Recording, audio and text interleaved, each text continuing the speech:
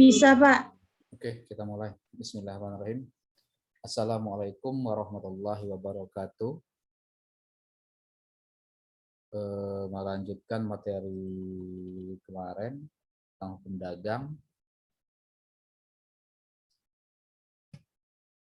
Ada yang bisa menjelaskan apa yang sudah Bisa pertanyaan diulang, Pak? Oke, bisa dijelaskan apa yang Anda pahami materi sebelumnya tentang hukum dagang?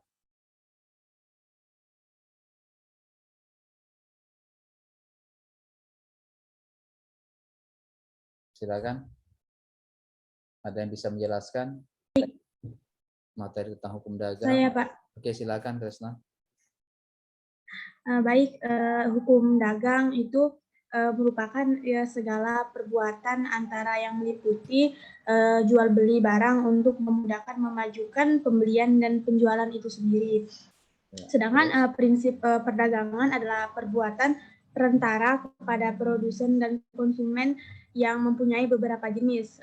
Hukum dagang dalam bahasa Belanda sendiri disebut handelsrecht. Istilah hukum dagang dan hukum dagang perniagaan digunakan oleh negara dengan sistem civil law. Terus hubungan hukum dagang dengan hukum pidana, yaitu lahirnya hukum setelah hak perdata. Perdata, Pak. Perdata. Terus awalnya masalah-masalah dagang diatur dalam KUHP, tetapi karena tidak dapat lagi menampung kebutuhan hidup manusia, maka muncullah hak dagang yang terkodifikasi dalam KUHD. Terus hubungan kedua sangat erat, khususnya dalam hal hukum dagang, melakukan pengaturan secara khusus terhadap masalah-masalah perdagangan, perniagaan, maka peraturan-peraturan umum terhadap dalam hukum perdata KUHP yang mengatur apa yang tidak diatur dalam hukum dagang itu tersendiri. Terus sumber-sumber hukum dagang itu ada yang pertama KUHD atau Kitab Undang-Undang Hukum Dagang, Witbook van Cohendel. Terus ada yang kedua Undang-Undang Pasar Modal, ketentuan-ketentuan mengenai surat-surat berharga dan korespondensi merupakan sumber yang tertulis dan tidak terkodifikasi. Lalu yang ketiga hukum kebiasaan, peraturan tidak tertulis yang berhubungan dengan perdagangan. Itu Pak yang dapat saya simpulkan dari materi Bapak sebelumnya. Oke, Terima kasih. Terima kasih. Ada lagi yang bisa menambahkan? Silakan. Izin Pak, beberapa teman-teman belum itu Pak, belum Bapak ACC untuk bergabung di Zoom. Oh iya. Oke. Ada 2 orang yang belum. Oke, lanjut. Kaldera. Bisa dijelaskan? Atau siapa? Akbar?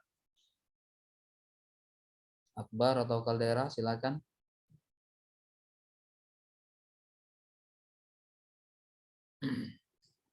Muhammad Safik. Sudah aktif belum Muhammad Safik? Ayo. Videonya. Kameranya diaktifkan. Kameranya diaktifkan. Yang tidak diaktifkan saya kick keluar dari kelas.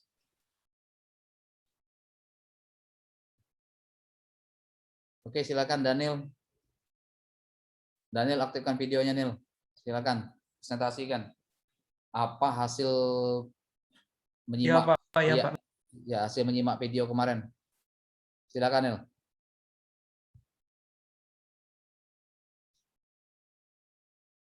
Halo. Silakan. Bentar, Pak. Ambil bukunya, Pak. Bentar, Pak. Ya, kalau kuliah itu disiapin lah buku dan pensilnya. Buku dan pulpennya. Wilda. Silakan, Wilda. Daniel belum siap.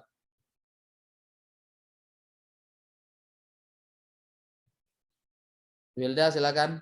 Belum siap juga. Ya, sudah, Pak, saya, Pak. Oke, silakan lah yang siap.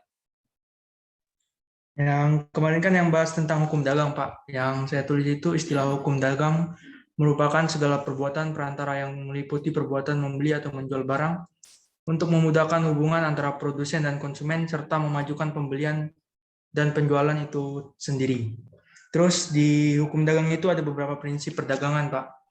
Yang perbuatan perantara kepada produsen dan konsumen sebagai jenis berikut. Yang pertama itu pekerjaan seorang perantara ialah sebagai makelar yang diatur dalam pasal 62 sampai 73 KUHD.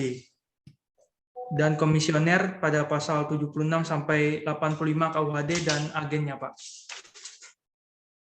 Terus pengangkutan untuk kepentingan perniagaan baik laut, darat maupun udara itu dalam buku 2 KUHD. Terus penyelenggaraan asuransi atau pertanggungjawabannya itu buku 1 KUHD.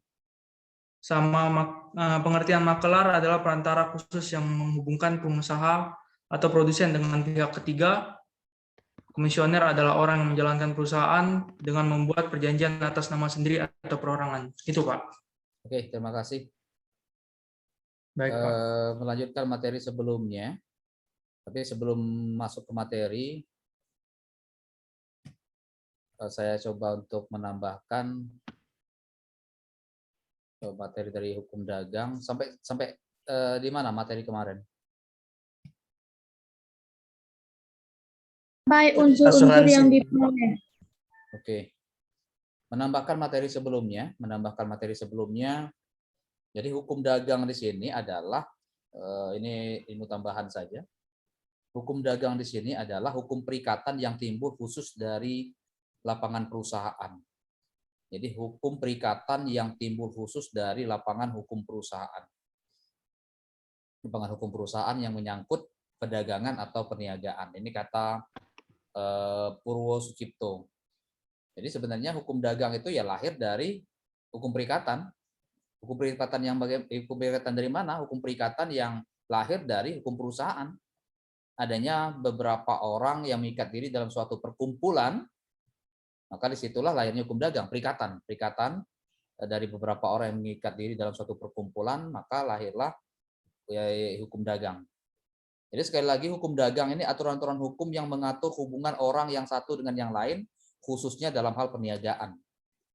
Kata kuncinya khususnya dalam hal perniagaan. Jadi hubungan antara subjek hukum pribadi yang satu dengan subjek hukum pribadi yang lain, yang mengikat diri dalam suatu perjanjian, mengikat diri dalam suatu perikatan, maka perikatan-perikatan antara mereka tadi adalah lingkup dari hukum dagang. Dasar hukumnya kemarin sudah BW, juga WPK, Wet Book Fund Handle. Ini apa lex spesialisnya adalah WPK. Kalau dalam masalah perikatan dalam perdagangan atau perniagaan, lex spesialisnya adalah WPK, KUHD, sementara lex generalisnya adalah BW atau KUHPER. Jadi BW atau KUHPER itu adalah lex generalisnya, ketentuan umumnya.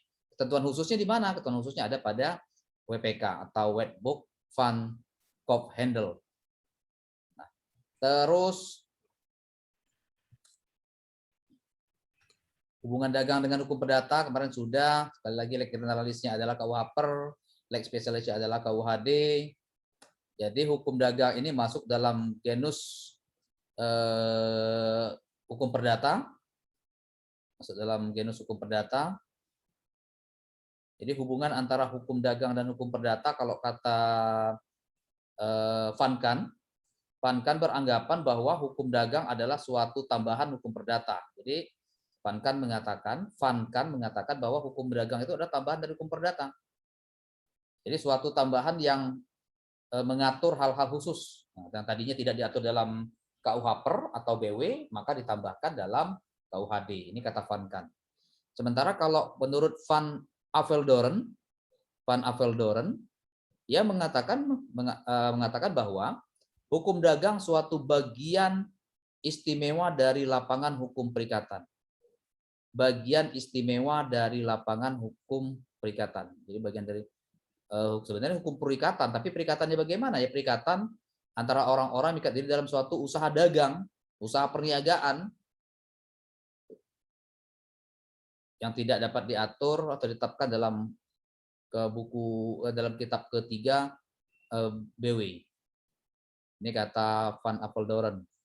Sementara kalau menurut Sukardono mengatakan bahwa pasal 1 KUHD itu memelihara satuan antara hukum perdata umum dengan hukum dagang. Jadi memelihara satuan antara hukum perdata umum dengan hukum dagang.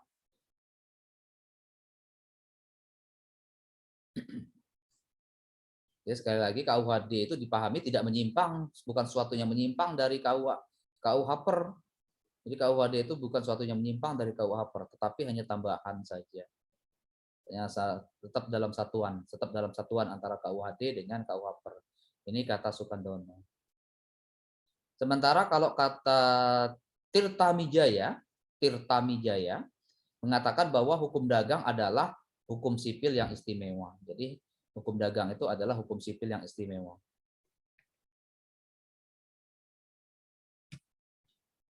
Selanjutnya,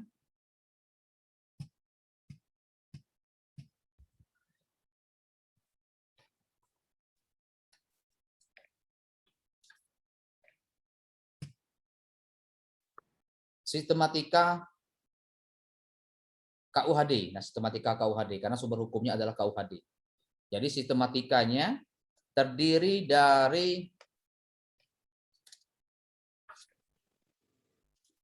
dua buku. Ada buku 1 tentang dagang pada umumnya. Buku 2 tentang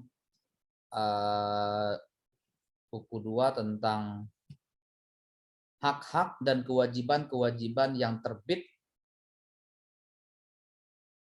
dari pelayaran yang memuat hukum laut. Nah, ini yang memuat hukum laut. Jadi ada 2 buku dalam KUHD, WPK tadi, Wetboek van Kop-Vendel. Kalau buku 1 terdiri dari 10 bab. Sementara buku 2 itu terdiri dari 13 bab.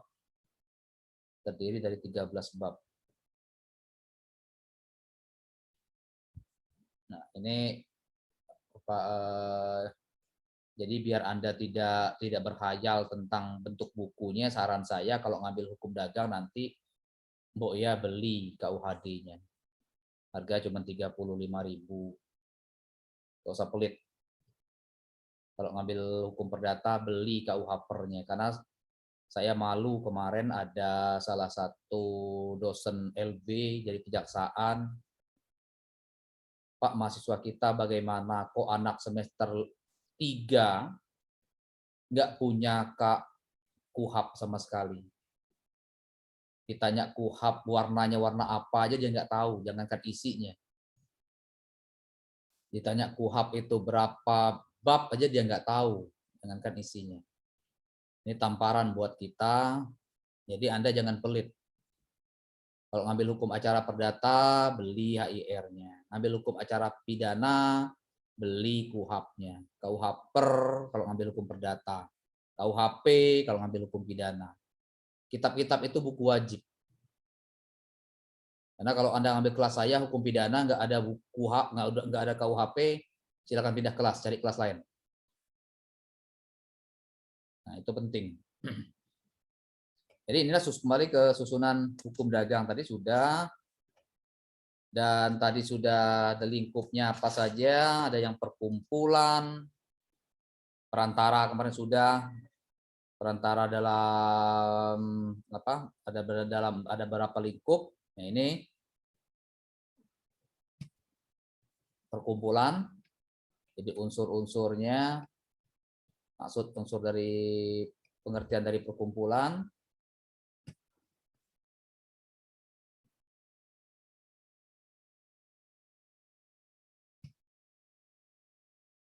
Kalau masuk ke tepat waktu ini ganggu saja sebenarnya.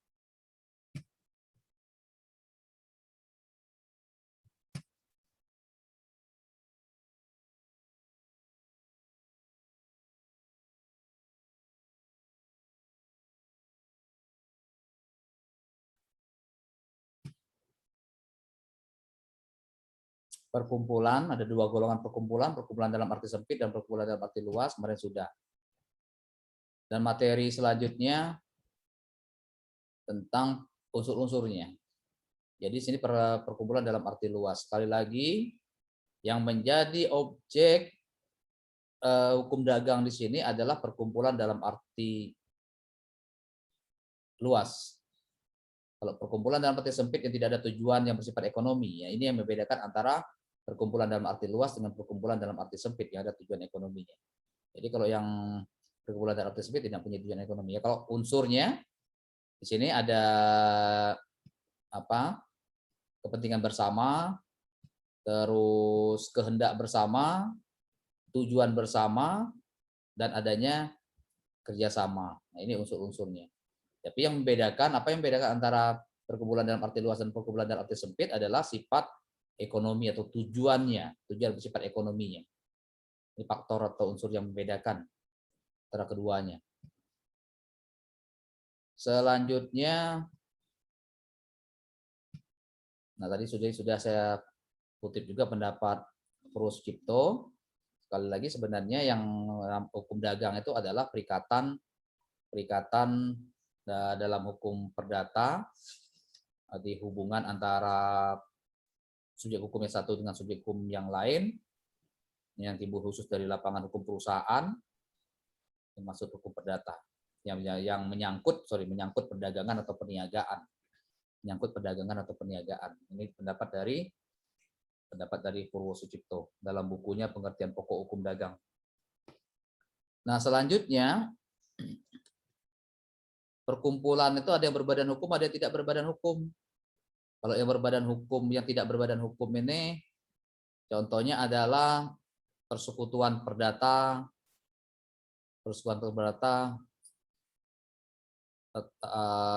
marskap, terus juga kongsi.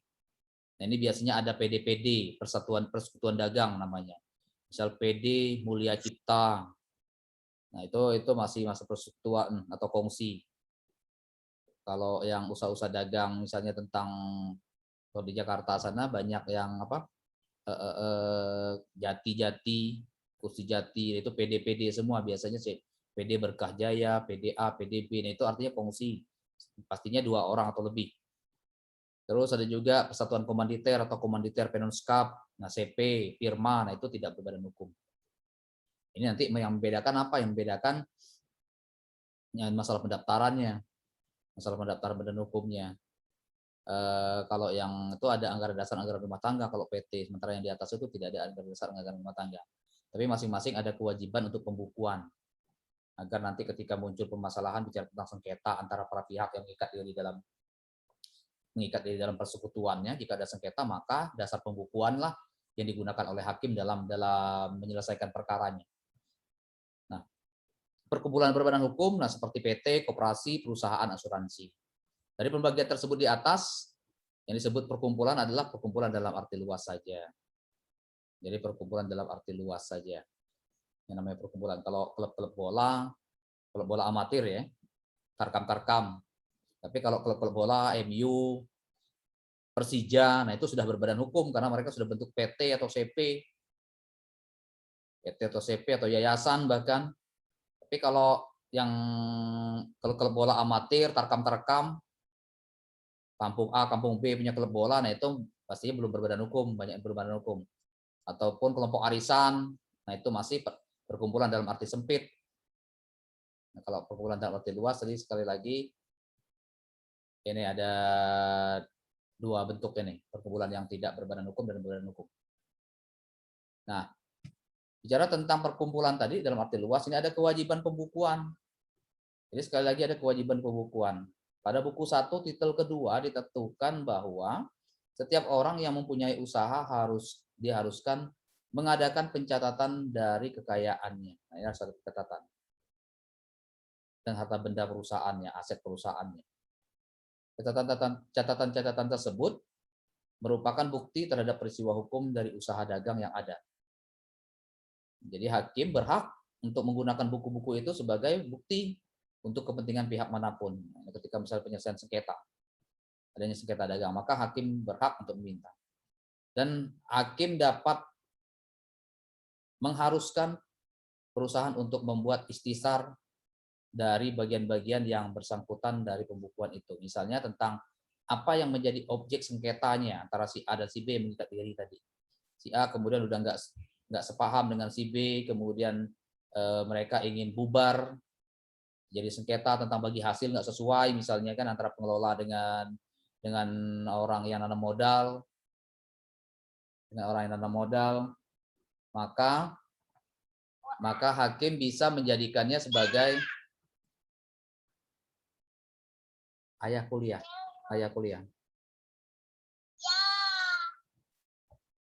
Maka hakim bisa meminta apa yang menjadi objek sengketanya dari pembukuannya diintisarkan. Istisarkan itu maksudnya kesimpulan. Nah, apa yang menjadi objeknya, letaknya di mana permasalahannya? Oh, tentang proses bagi hasil, persentasenya di mana? Mana proses persentasenya? Maka dia harus dilakukan penyimpulan dari transaksi-transaksi dari peristiwa-peristiwa dalam usaha dagangnya. Ini pasal 7 KUHD ini dasarnya. Terus surat berharga. Nah, surat berharga di sini ya titel 6 buku 7. Surat berharga tidak saja meliputi apa yang terkandung dalam KUHD, tapi dalam perkembangannya juga diatur dalam Undang-Undang Perbankan, seperti surat keputusan Direksi Bank Indonesia, commercial paper, tentang commercial paper tentang bilet giro, dan lain-lain. Nah, pengelompokan surat berharga, ada 3 pengelompokan surat berharga. Jadi klasifikasi surat berharga itu ada 3. Pertama, surat berharga sebagai alat pembayaran. Yang kedua, surat berharga pasar uang. Yang ketiga, surat berharga pasar modal.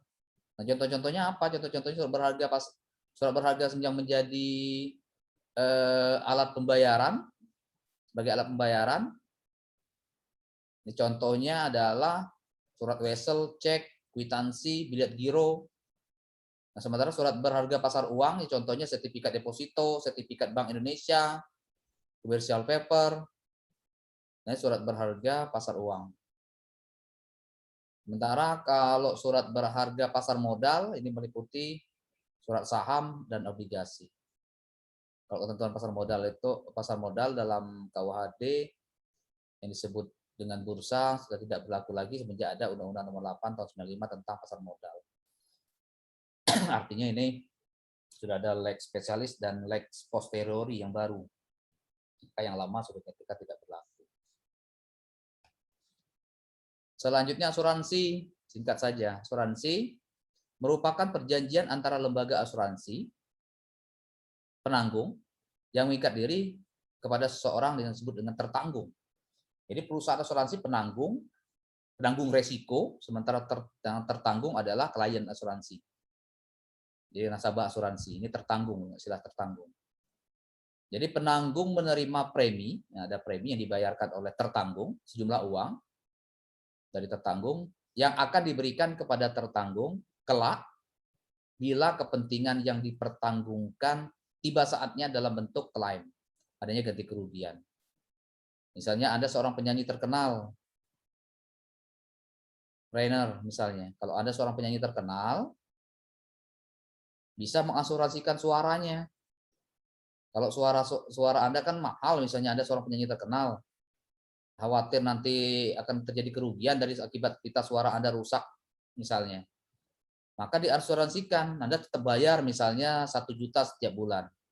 Maka nanti ketika bermasalah pita suara Anda hingga Anda tidak bisa lagi bernyanyi, maka klaimnya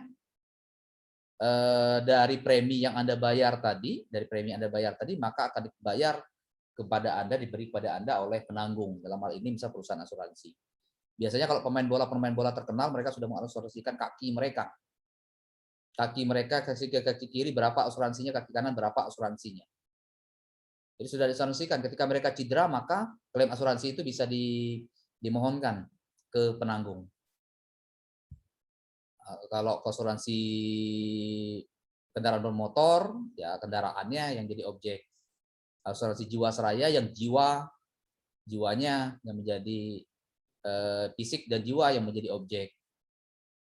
Nah, asuransi kesehatan gitu juga, maka kesehatannya yang menjadi objek. Jadi wujud kepentingan impediment seperti kerusakan barang, kehilangan barang, kesehatan, dan lain-lain. Dasar perjanjian pertanggungan adalah sebagai berikut. Yang pertama, peristiwa atau kepentingan yang belum tentu terjadi. Peristiwa atau kepentingan yang belum tentu terjadi. Yang kedua adalah adanya kepentingan. Adanya kepentingan. Terlepas ya, kalau dalam hukum Islam ada yang menganggap asuransi ini riba dan sebagainya karena tidak jelas kan. Contoh kalau naik kendaraan naik pesawat itu sudah ada asuransi jasa harja, tapi kadang-kadang tetap juga ada asuransi yang karcis itu kan. Bayar 20.000 atau 15.000. Jika tidak terjadi apa-apa, maka menjadi milik perusahaan asuransinya. Artinya tidak bisa diambil ulang atau tidak bisa diambil ulang, kecuali kalau asuransi yang sifatnya iurannya iuran wajib bulanan gitu. Tapi kalau yang asuransi yang insidentil itu biasanya klaimnya tidak ada. Contoh misalnya yang tadi naik pesawat, kadang-kadang ada asuransi tambahan 50.000, 20 sampai 50.000. Itu sukarela saja mau bayar atau tidak. Nah, sekali dasar perjanjiannya adalah peristiwa atau kepentingan yang belum tentu terjadi. Yang berikutnya adalah adanya kepentingan. Berikutnya kepailitan. Nah, kepailitan ini terjadi juga dalam usaha dalam usaha dagang. Kalau dalam bahasa ininya pailismen. Mulanya diatur pada bagian kedua KUHD ini mengenai kepailitan dan penundaan pembayaran. Ketentuan tersebut ditambah dan diubah dengan Undang-Undang Nomor 37 Tahun 2004 tentang kepailitan. Ada undang-undangnya, nanti juga ada mata kuliah hukum kepailitan di kita, dan penundaan kewajiban pembayaran utang. Nah, ini Undang-Undang Nomor 37 Tahun 2004. Apa itu kepailitan? Kepailitan adalah suatu keadaan di mana seseorang debitur tidak mampu lagi membayar utangnya. Jadi ketika debitur tidak mampu lagi membayar utangnya, maka dia dianggap pailit. Ini dalam KUHD. Jadi kepailitan itu adalah suatu keadaan di mana seseorang debitur tidak bisa lagi membayar satu utang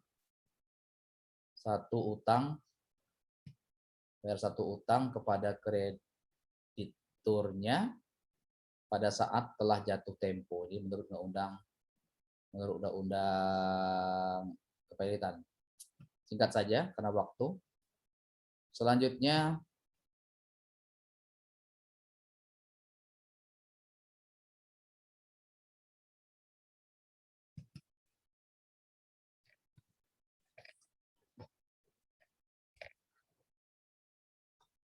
jika keadaan dalam pengertian tersebut terjadi, maka debitur sendiri dapat mengajukan pailit kepada pengadilan atas permintaan kreditur dan jaksa.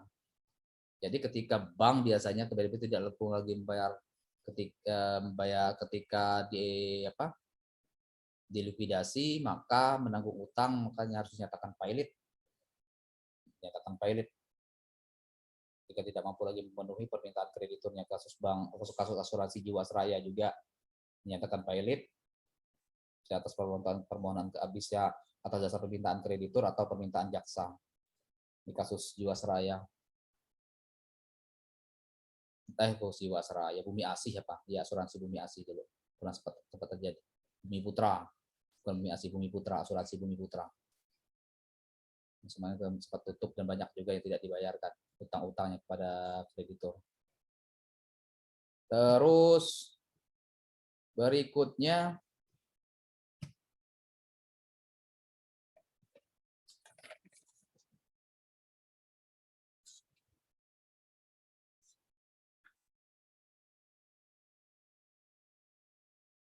tentang pengangkutan. Nah, tentang pengangkutan ini adalah perjanjian di mana satu pihak menyanggupi untuk dengan aman membawa orang atau barang dari suatu tempat ke tempat yang lain, sedangkan pihak lain menyanggupi akan membayar ongkos. Nah, ini pengangkutan.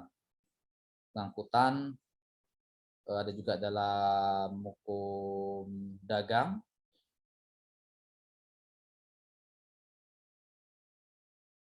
Ini pengangkutan yang melalui laut, mengenal suatu surat berharga juga yang disebut dengan cognosement. Ya, ini sepucuk surat yang bertanggal dan bertanda tangan oleh nakhoda atau pegawai maskapai pelayaran atas nama si pengangkut ini maskapai pelayaran. Ini pengangkutan. Dan ini kelanjutan dari pilotan tadi. Silakan dibaca saja.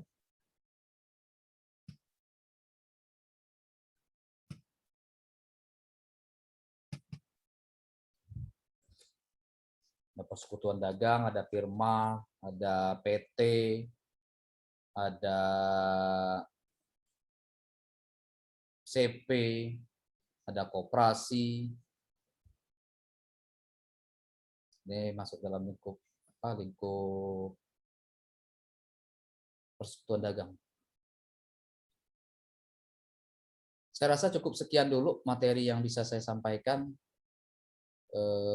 Nanti silakan diperdalam lagi dari referensi yang Anda temukan, resume-resume Anda tentang hukum dagang. Nanti tinggal ditambahkan.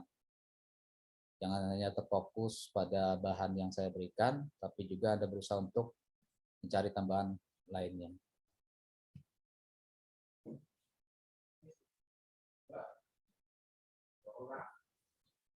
Oke, saya rasa cukup sekian dulu untuk pertemuan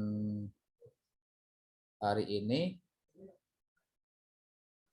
Paling tidak Anda ketika saya tanyakan apa yang Anda pahami tentang hukum dagang, Anda bisa menjelaskan di berapa lingkup tersebut, berapa bentuk peristiwa-peristiwa dagang tersebut. Itu bisa dijelaskan. Oke, pertemuan hari ini saya rasa cukup sekian dulu. Saya tutup. Wabillahi taufiq wal hidayah. Wassalamualaikum warahmatullahi wabarakatuh. Waalaikumsalam Waalaikumsalam warahmatullahi wabarakatuh. Terima kasih, Pak. Yuk. Terima kasih, Pak.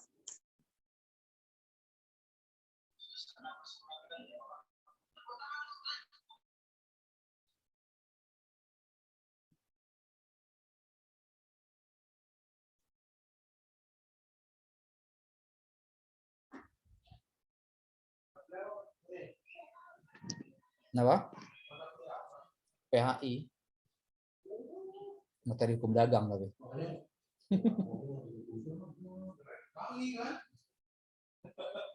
Pidana ekonomi masih oke lah.